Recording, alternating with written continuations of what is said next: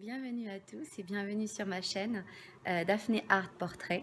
Donc pour cette première vidéo d'entrée en matière, je vais vous proposer en fait de faire du pastel sec et de voir ensemble la réalisation en fait d'un portrait étape par étape.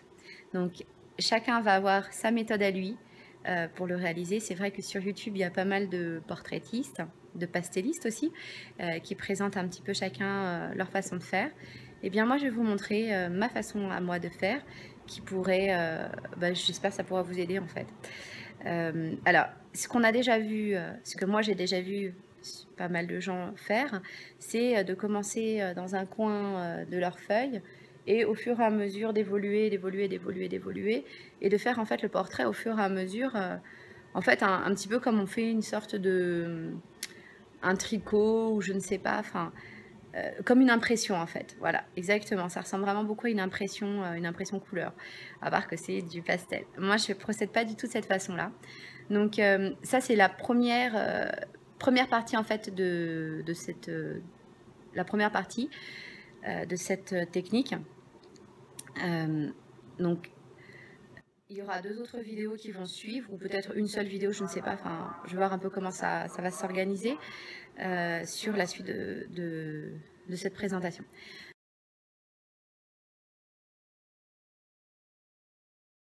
Tout d'abord, on a un portrait.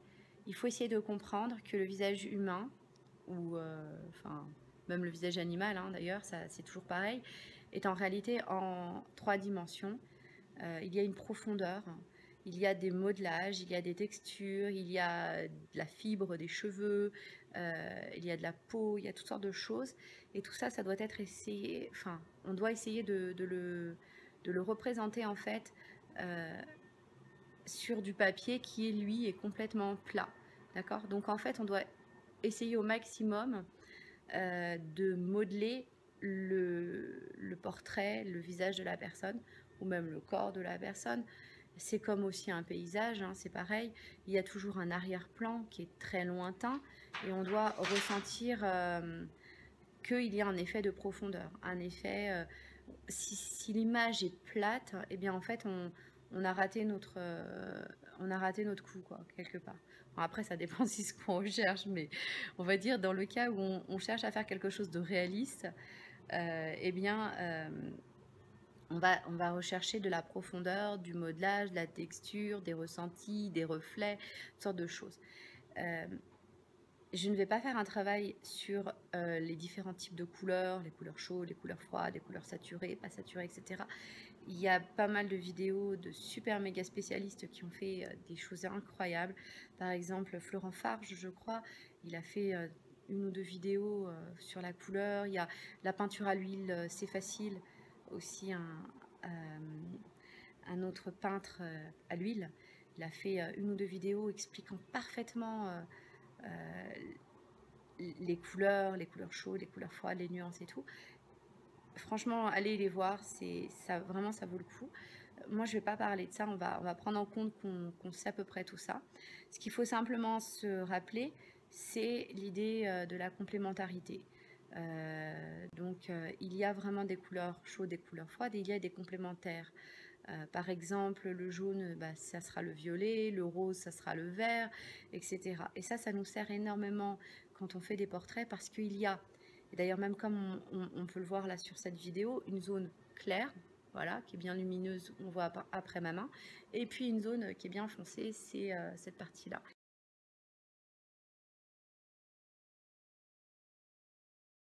Eh bien, c'est exactement la même chose sur un portrait. C'est très important de comprendre les contrastes, les ombres et les lumières, les parties très lumineuses et les parties qui ne le sont moins. Mais il y a aussi les zones intermédiaires. Et ces zones intermédiaires sont parfois les plus difficiles à faire parce que on voit les extrêmes, mais on ne voit pas forcément la différence en fait entre une couleur, on va dire, je sais pas moi, ici c'est plus intermédiaire, par rapport, ça aussi c'est intermédiaire, c'est pas complètement dans l'ombre.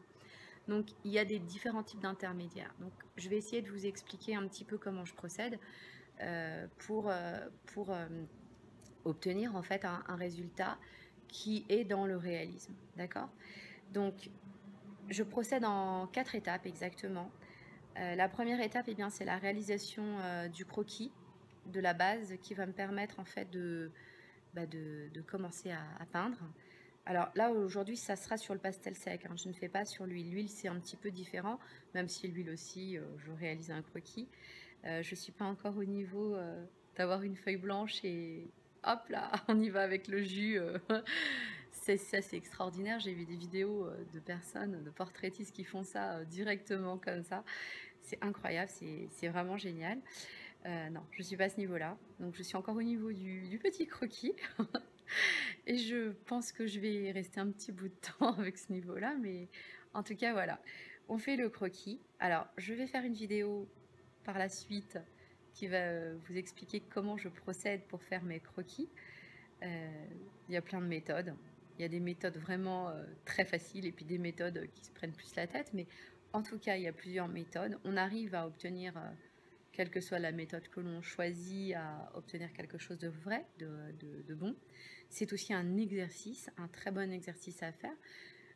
Maintenant, quelqu'un qui est plus, on va dire, axé sur la colorisation elle-même, bon, bah, il y a des techniques plus rapides, hein, on va dire, pour faire un bon croquis.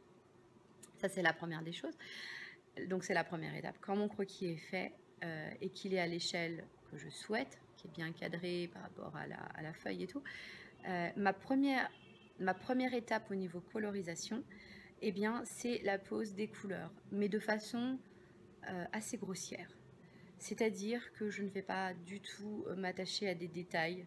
Je vais vraiment m'attacher à des ombres, à des ressentis de couleurs, à des lumières.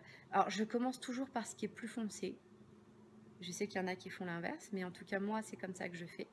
Je fais d'abord le plus foncé et ensuite je descends en grade, enfin plutôt je monte en grade de la colorisation. C'est-à-dire qu'au départ c'est très foncé, puis un peu moins foncé, puis un peu moins foncé, puis un peu moins foncé, etc. Jusqu'à arriver aux touches les plus claires. Et même je pense que les touches les plus claires, je ne les mets pas tout de suite. Je m'en occupe pas pour le moment. Je m'occupe vraiment, vraiment, vraiment de faire ressortir le modelage général du visage. Voilà, donc je vous ai préparé pour vous montrer un peu la pose des couleurs, un speed drawing un peu foiré, mais bon, vous m'en voudrez pas, c'est ma première vidéo. Donc c'est simplement sur la première étape, comment poser les couleurs.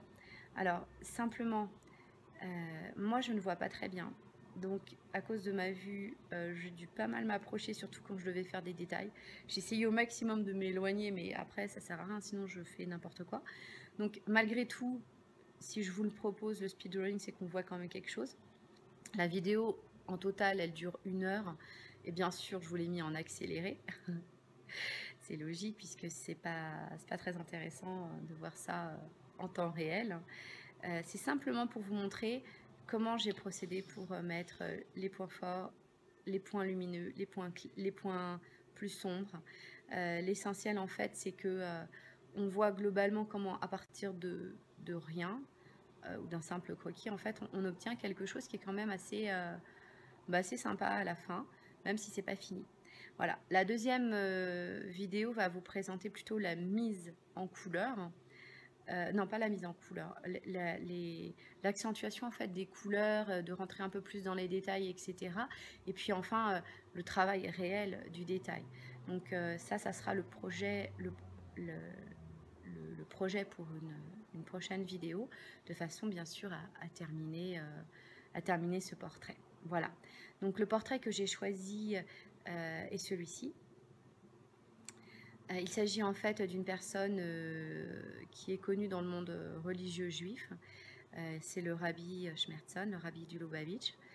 C'est une personne qui est déjà décédée depuis pas mal de temps, mais qui est très demandée en matière de portrait. Ce qui est intéressant en fait, pourquoi j'ai choisi, c'est son regard. C'est aussi sa barbe. Ça peut être intéressant de voir comment on réalise une barbe. C'est son expression.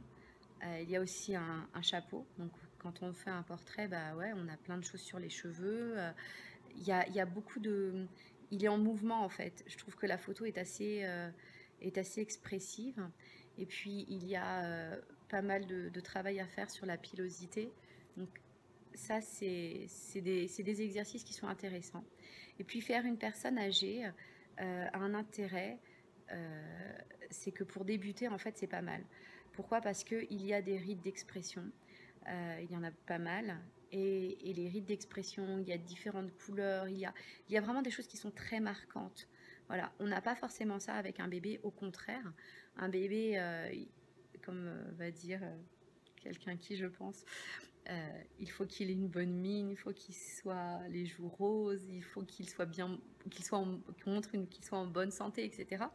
Donc ça aussi, ça sera le sujet d'une autre vidéo parce que je peux pas tout traiter, d'un coup. En tout cas, selon le sujet et selon l'âge de la personne, on va avoir un travail qui va être différent et le travail des enfants, des bébés, des jeunes est probablement plus difficile que le travail des personnes âgées. Donc quand on travaille une personne âgée, c'est vraiment génial pour démarrer. On a tout de suite, on retrouve tout de suite les traits de la personne et on est tout de suite encouragé à continuer, aller, davantage, dans ce travail. Voilà. Donc je vous laisse avec le speed drawing. Vous m'excuserez encore de voir autant ma tête, mais tant pis. Mais par contre, on voit quand même qu'il y a une évolution entre le début et puis la phase où je me suis arrêtée. À très bientôt. N'oubliez pas de vous abonner à ma chaîne et à liker cette vidéo, à la partager avec grand plaisir et surtout à me laisser un petit commentaire s'il y a des réflexions à faire ou des questions à poser ou des suggestions, de vidéos à faire. À très bientôt. Au revoir.